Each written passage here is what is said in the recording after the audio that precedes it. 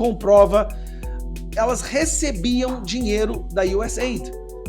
Essas agências foram usadas pelo TSE e pelo Supremo Tribunal Federal para determinar o que se poderia ou não ser dito no Brasil, o que era o que não era verdade. Fala pessoal, sejam bem-vindos! Começando mais um vídeo recheado de informações importantíssimas. Mas antes, inscreva-se agora mesmo no canal, deixe o seu like e compartilhe esse vídeo com o máximo de pessoas. Assim você vai estar me ajudando demais. Giro na tela e notícias a seguir.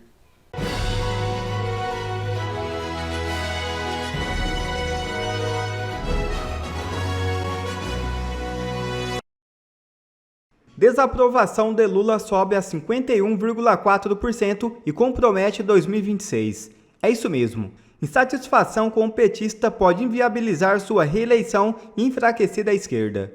Pesquisa da Atlas Intel, divulgada nesta terça-feira, evidencia a crescente insatisfação do eleitor brasileiro com o presidente Lula. A desaprovação ao desempenho do petista avançou e chegou a 51,4% nos últimos meses, marcando o maior índice de rejeição desde janeiro de 2024. Dentre os entrevistados, 51,4% desaprovam o governo Lula, enquanto 45,9% aprovam. De dezembro para janeiro, houve uma oscilação para cima no descontentamento com a gestão petista, em 1,6 pontos percentual. A margem de erro é de 2 pontos para mais ou para menos. Com certeza, a desaprovação deve ser bem maior do que revela a pesquisa. E Trump suspende parceria com o Brasil financiada pela USAID. Parceria dos Estados Unidos com o IBAMA era voltada para prevenir incêndios florestais. O governo dos Estados Unidos suspendeu uma parceria com o Brasil para a prevenção de incêndios florestais. A medida foi tomada após o decreto assinado pelo presidente americano Donald Trump, que suspendeu as atividades de assistência internacional. O Serviço Florestal dos Estados Unidos executava no Brasil o Programa de Manejo Florestal e Prevenção de Incêndios para treinamentos de brigadistas. A iniciativa era financiada pela USAID, Agência dos Estados Unidos para o Desenvolvimento Internacional, que tem sido alvo de uma ofensiva de Trump pelo seu fechamento. E as consequências pelo que está sendo exposto pela USAID ainda nem começou. Quando a gente teve a ideia de iniciar um processo da coleta de assinaturas da CPI, nós não tínhamos noção do quão profundo esse buraco ia. A gente achava que era alguma espécie de influência superficial, com um financiamento leve, nada tão assim bruto, né, como a gente está vendo agora ao longo dos dias. Então, a ideia dessa CPI, ela cresceu de uma forma muito rápida. No início, não foi fácil coletar assinaturas, até mesmo porque boa parte do Congresso não conseguia nem entender o que é que nós estávamos explicando, o porquê, qual era o objeto dessa CPI.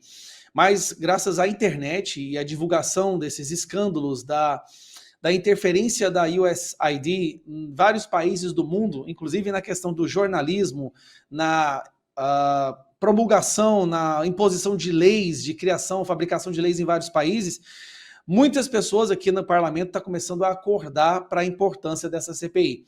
Então ela saiu talvez lá de uma das CPIs que estavam lá no fundo, no critério de prioridades, para ser agora a número 1. Conversas que eu tenho tido, por exemplo, com o Bolsonaro, a percepção dele e do círculo em torno do Bolsonaro, até mesmo o líder da oposição, é uma percepção de que talvez seja a mais importante CPI, porque ela não é uma CPI apenas para desgastar o governo Lula, ela não é uma CPI apenas a liberdade de expressão, ela é uma CPI que vai no cerne daquilo que nós chamamos de sistema. E é isso que eu falo que o Donald Trump acertou em cheio. Durante muito tempo, quando a gente faz os nossos discursos, que a gente tem que lutar contra o sistema, o tal sistema era uma coisa sem forma, sem nome, sem lugar, né? Difícil de identificar. O que a gente está percebendo agora é que o Donald Trump ele identificou e acertou em cheio no sistema, ou seja, pelo menos a parte de financiamento daquilo que uns chamam de sistema, outros chamam de deep state, outros chamam até mesmo de matrix, mas identificou-se exatamente ali o núcleo do financiamento de toda essa propagação dessa ideologia, né? Porque se algo tem esses tentáculos tão longos, tão eficientes em todas as áreas do Estado, do governo, de países, alguém tem que estar financiando isso. O dinheiro para isso tem que vir de algum lugar. E através das notícias que a gente teve recentemente, graças ao Doge do Elon Musk, que fez um pente fino em todos os gastos do governo, foi identificado, vem justamente, não só, mas um dos principais, é o USAID, né? E inclusive um comentário que você fez no início do programa, que, assim, durante toda a história dessa agência se falava USAID, mas eu reparei que a nova administração está usando USAID justamente para desvencilhar do nome original, que era para ser aid de ajuda, né? Eu sei que é a Agência Internacional de Desenvolvimento, mas o objetivo era criar a ideia de que é uma humanitária, é para ajudar as populações, as democracias, os países, tal, mas não é, não tem nada de ajuda. Na verdade, ela contribuiu muito para que países permanecessem na miséria, ela contribuiu inclusive para o tráfico de drogas, contribuiu para o cultivo de ópio no Afeganistão, e tudo isso está vindo à tona através de documentos. Agora, a CPI, já estamos com... Até a última vez que eu olhei, eram 98 assinaturas. Lembrando, nós só fizemos a coleta de assinaturas mesmo nessa terça e quarta-feira. As sessões voltam nessa terça-feira agora, a gente vai partir para cima de novo, buscando novas informações, novas assinaturas, mas um obstáculo que a gente está encontrando, pelo menos ali nos deputados do centro, é de não entenderem exatamente o que é que está acontecendo. Eles não conseguem entender a magnitude do que está acontecendo. E, em grande parte, isso está acontecendo porque se vê um esforço impressionante da imprensa brasileira em não falar nada. É como se o maior escândalo que já se teve notícia da política americana, ela não fosse repercutida aqui no Brasil de forma alguma. Quando é mencionada, em raros casos, é mencionada sempre de uma forma negativa, como se o malvado Donald Trump e o malvado bilionário do Elon Musk está querendo cortar a ajuda internacional porque eles querem matar as pessoas com AIDS na África, ou os ursos polares. Eles nunca falam dos absurdos, né, de tudo que veio à tona, como a Ana acabou de mencionar, os absurdos de teatro Sésame, não sei aonde, em mudança de sexo, cirurgia de mudança de sexo na Colômbia, história em quadrinhos no Mianmar. Então, não se fala nada sobre isso. Não se fala, por exemplo, sobre o treinamento de jornalistas do mundo inteiro, 707 empresas de jornalismo que eram financiadas pela USAID. Não se fala, inclusive, aqui do Brasil, que informações que a gente teve recentemente e que vale a pena chamar a atenção, e a Ana falou uma coisa muito certa. Muito raramente a USAID ela entrava em contato diretamente com o objeto final daquele programa de manipulação política ou ideológica.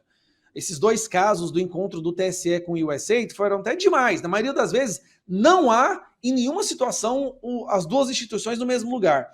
Você usa ali uma cadeia de ONGs que servem como links. Você passa o dinheiro para uma ONG e essa ONG vai trabalhar para aquele propósito que a USAID determinou em determinada região. Então, aqui no Brasil, por exemplo, as checadoras de fatos do Brasil, e a lista está aqui, ó, Aos Fatos, Agência Lupa, Comprova, elas recebiam dinheiro da USAID.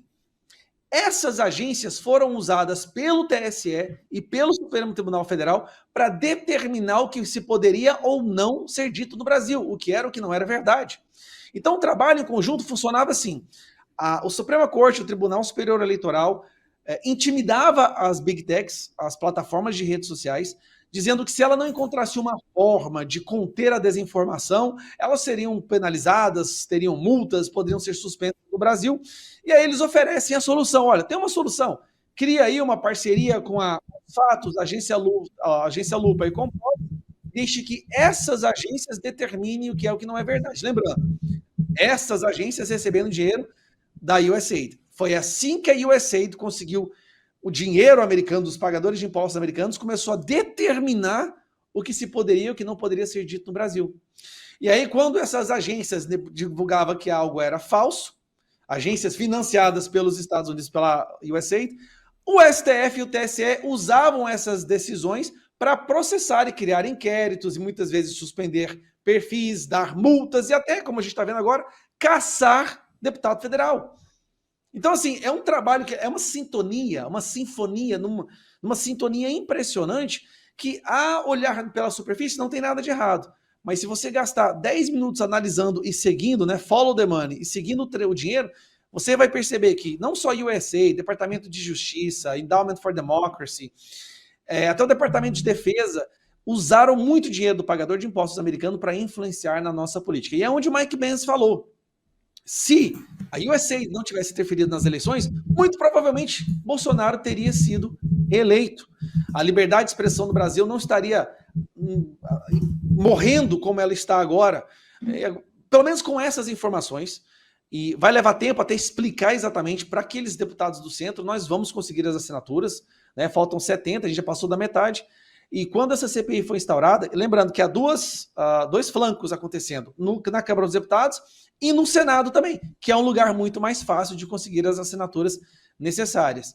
Qualquer um desses dois lugares que consigam as assinaturas e levar adiante essa investigação, você pode ter certeza que com a parceria que nós temos agora com a administração americana para fornecer os documentos necessários, nós vamos escancarar um dos maiores esquemas de manipulação do debate político que o Brasil já viu na história. Isso, com certeza, vai afetar muitas eleições de 2026. Eu acho muito difícil que, com um escândalo desse vindo à tona, essas investigações acontecendo, em 2026, eles sequer se atrevam a usar dos mesmos subterfúgios, das mesmas ferramentas para manipular o debate político, para censurar, para perseguir, como foi feito em 2022, no qual o resultado levou à vitória, né, do Lula. Então, assim, nós estamos otimistas, vamos buscar agora mais informações, e obviamente é muita coisa, todos os dias, a todo momento, é muita informação que vem à tona. Já se percebeu uma influência, né, um impacto disso aqui no Brasil. O Mike Pence acabou de publicar, enquanto eu estava escutando a Ana, eu vi uma publicação dele dizendo, olha, USAID fechou as portas na sexta-feira, Brasil termina a censura contra o Rumble no domingo. Ele fazendo uma ligação direta, né, olha, vai vir muita coisa da USAID em relação à censura no Brasil, decisões da Suprema Corte Eleitoral e Federal, e parece que o Alexandre de Moraes já está colocando o pé no freio e revertendo algumas decisões ilegais naquela tentativa de apaziguar, né, um pouco a sua situação. Lembrando ainda que a Comissão Interamericana de Direitos Humanos vai estar aqui essa semana, vai ouvir dezenas de pessoas que foram censuradas, entre advogados dos prisioneiros do 8 de janeiro, pessoas comuns, influenciadores, deputados, senadores, que vão contar e relatar os seus casos para essa comissão que vai formar um relatório mostrando como é que está a situação do Brasil. Então, sim, nós estamos vendo pequenas vitórias, possíveis vitórias, ao alcançar das mãos dos nossos dedos nessas semanas e nesses próximos meses. O que a gente deve continuar fazendo é trabalhar intensamente pelas assinaturas, para poder levar ao pessoal, né, ao Pedro Vaca, ao pessoal da Comissão Interamericana, a verdade do que está acontecendo aqui, que esse relatório possa chegar a autoridades internacionais e tribunais internacionais e que seja escancarado. O primeiro passo que eu acho que a gente tem que ter, o foco nosso agora, é escancarar de forma inequívoca o que está acontecendo no Brasil. A ditadura, a perseguição, a censura, né, a transformação do Estado em uma máquina de repressão através das instituições que deveriam justamente preservar a democracia e a liberdade de expressão. É uma batalha árdua, mas nós não vamos desistir e eu espero que a gente vença no final. Um dia, Alexandre, essa foto na prisão será real. Marque as minhas palavras. Você lembra disso? Foi isso que o Elon Musk escreveu para o ministro Alexandre de Moraes em 29 de agosto de 2024. Será que essas palavras foram proféticas? Será que elas vão se tornar realidade? Quais as chances disso acontecer? É isso que eu vou responder para você agora. E nesse comentário eu vou te mostrar duas coisas. Primeiro, como os Estados Unidos possivelmente estão enxergando uma eventual prisão do ministro Alexandre de Moraes. E, em segundo lugar, como seria uma eventual prisão do ministro aqui no Brasil se nós tivéssemos, de fato, o império da lei por aqui. Então fica comigo para você entender esses dois pontos e já vai deixando o seu like no vídeo se você se animou com essa possibilidade. Em primeiro lugar, vamos responder diretamente a essa pergunta aqui, ó. Quais são as chances reais de uma eventual prisão do ministro Alexandre de Moraes lá nos Estados Unidos? Gente, essa é uma pergunta quase impossível de responder por vários motivos, já que existem várias condições que podem impactar a resposta a essa pergunta e uma condição influencia a outra, ou seja, tem vários Cs. A primeira condição, o primeiro C, é o seguinte: o ministro teria que, antes de tudo, se deslocar, viajar para os Estados Unidos, e hoje em dia a gente simplesmente não sabe se ele tem planos de fazer essa viagem, e se ele não abandonou eventuais planos que tinha, principalmente depois que o governo Lula avisou o Supremo Tribunal Federal de que o risco de prisão é real. O segundo motivo é que qualquer investigação criminal contra o Moraes seria mantida no mais absoluto sigilo lá no Departamento de Justiça americano, que hoje é liderado pela Procuradora-Geral da República de lá, né, a Pam Bondi, que é uma advogada extremamente faca na caveira, que já foi Procuradora-Geral da Flórida e que Trump indicou para essa posição justamente para ajudar na drenagem do pântano de Washington. Gente, tem que ser em sigilo, por quê? Porque se eles decretarem a prisão, colocarem o nome do ministro nos jornais, ou então na difusão vermelha, ainda que não vá para os jornais, vai para a difusão vermelha da Interpol, aí a Polícia Federal tem acesso à difusão vermelha e vai lá avisar o ministro, que na hora vai lá avisar ele, e ele não vai mais sair do país. Então, se existir essa investigação, ninguém saberia, porque eles não avisariam, eles simplesmente prenderiam o ministro caso ele viajasse para lá, pegando ele e o mundo de surpresa. O terceiro motivo é que eles também não abririam essa investigação para o público e enviariam aí um pedido de prisão para o Brasil, porque não seria útil e nem estratégico, já que o Brasil não extradita os seus nacionais. O único jeito de saber, então, portanto, se ele vai ou não ser preso, na linha aí da informação que chegou de que os americanos podem sim estar elaborando, caminhando nessa direção, na linha do que foi afirmado pelo próprio governo Lula pro ministro Alexandre de Moraes, pro STF, no aviso, no alerta que eles deram. Então, para a gente saber, o único jeito é se o ministro de fato viajar. E eu tenho recebido muitos comentários nas minhas redes sociais das pessoas dizendo que querem fazer porque querem uma vaquinha para pagar uma passagem só de ida de Moraes para os Estados Unidos. E aí, você que está nos ouvindo, você participaria dessa vaquinha? Vamos fazer? Se sim, então curta aí o vídeo e vai me contando aí nos comentários. Como uma prisão, gente, nos Estados Unidos é incerta e depende de todos esses fatores e condicionantes, eu queria inverter então a pergunta. E se fosse no Brasil que a gente decretasse a prisão? E se o Brasil fosse um país sério? Pensa nisso por um momento. Um país que realmente seguisse o império da lei, que tivesse ministros do STF que se submetessem à lei e não à política. Se não tivessem foro privilegiado, se um juiz de primeira instância pudesse atuar contra o ministro sem depois ter todo o peso do poder sobre a cabeça dele sendo esmagado aqui no Brasil. Se as pessoas pudessem fazer o que é certo e ir para casa tranquilos.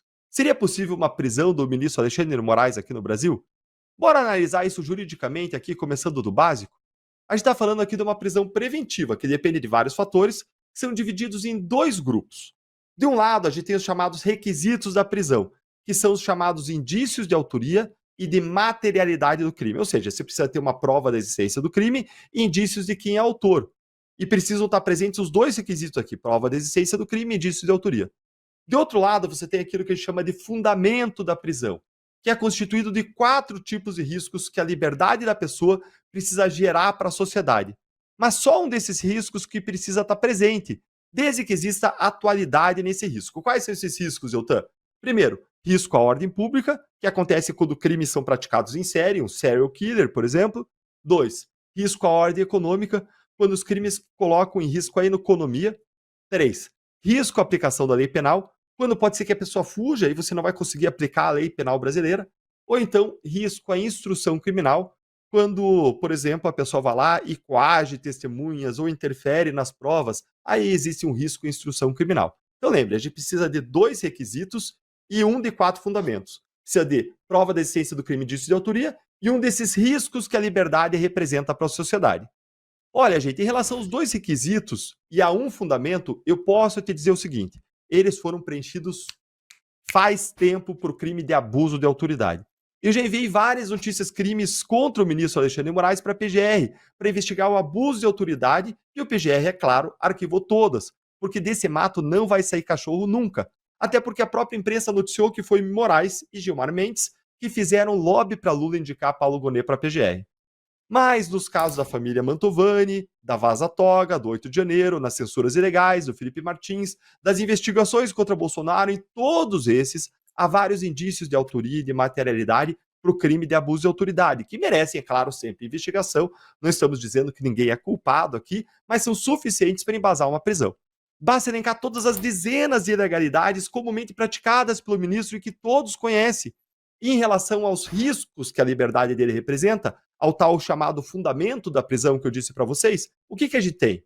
O risco à ordem pública está presente, porque desde 2019, basicamente, o ministro viola a lei impunemente e reiteradamente, ou seja, ele é, em tese, alguém que pratica o crime aí seguidamente, o crime de abuso de autoridade, e em relação ao risco de instrução criminal e de aplicação da lei penal, basta ver que o ministro tem um poder de caneta imenso, e com esse poder ele mandou abrir um inquérito para apurar um vazamento sobre o caso que implica ele mesmo, que é aquele caso chamado de vaza-toga.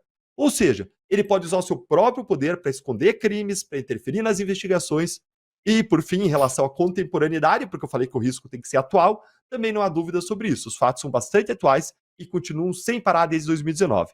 Para finalizar, a gente está falando aqui, claro, gente, tudo em tese, fazendo uma análise jurídica e não imputando crime a ninguém, mas seria isso que deveria acontecer se houvesse, de fato, um Estado democrático de direito no Brasil.